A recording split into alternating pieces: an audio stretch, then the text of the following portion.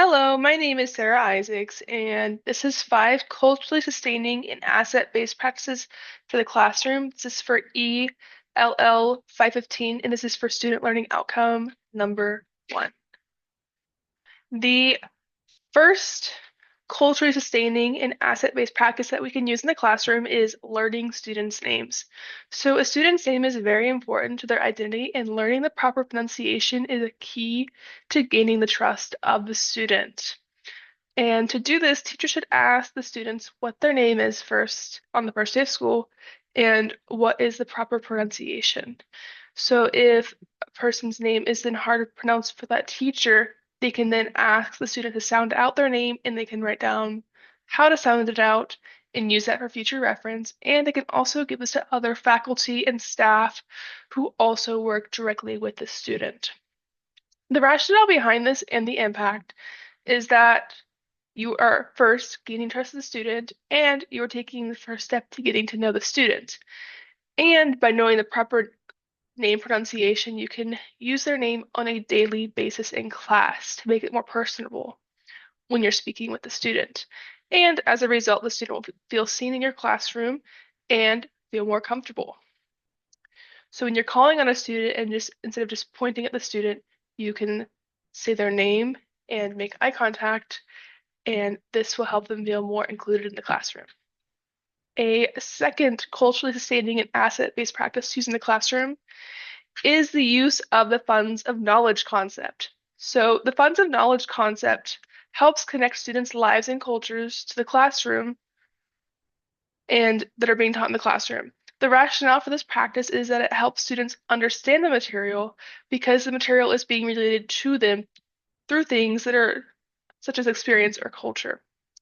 The impact that this can have on emergent English learners is that by relating the material, this can then help them understand concepts and help them better succeed in learning in the classroom.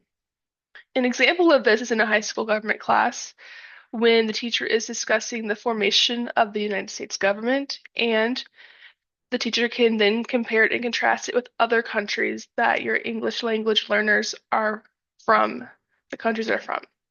So a direct comparison can be made between the United States government and Mexico because both of these countries have presidents and have similar three branches of government.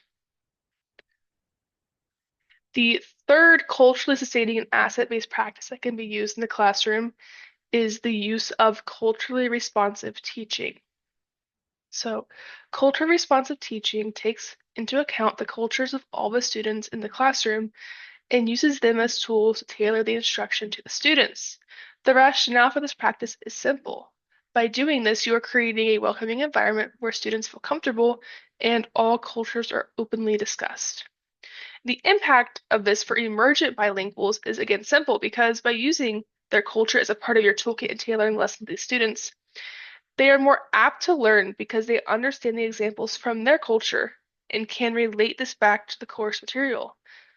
An example of this is in a high school history class when discussing a historical event, such as the Vietnam War. The teacher can lead a discussion that focuses on the viewpoint of the oppressed group and help relate this to students' cultures and experiences.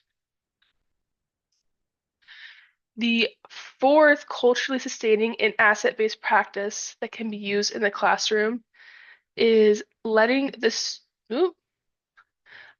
students assist in the planning of their learning. This presentation has already discussed how teachers can plan learning that connects with students' cultures and identities to the learning, but teachers can also have the students assist in the planning. Teachers can ask students what they would like to learn and find an activity that could help them learn this manner. The rationale is that by doing this, students are taking a front row seat to their own learning, and this can assist in driving further student engagement because students will have a voice in what they are learning.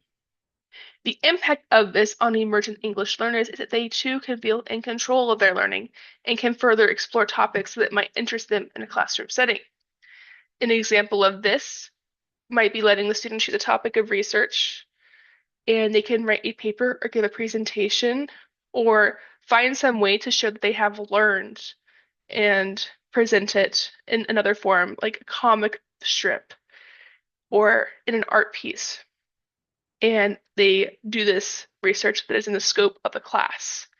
An example of this that would relate to a high school history class is writing about Andrew Jackson and the Trail of Tears and the oppression that occurred to the Native Americans.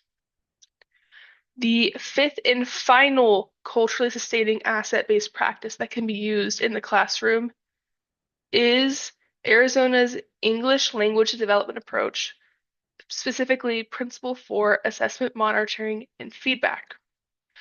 Under this principle, educators are supposed to offer feedback to students that is meaningful in the categories of skill development, language development, and content knowledge. The rationale for using this practice is twofold. First, you're providing the necessary feedback to a student to aid in their learning and understanding of a topic. And then second, you are communicating with the student and building a relationship with that student. And by doing this, you are able to check in with the student, see how they are doing, and the student can ask questions about the content if they do have any.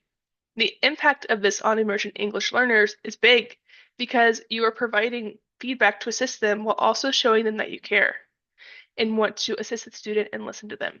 By doing this, students will feel more comfortable in the classroom. And here are my references, and that is the end of my presentation. Thank you.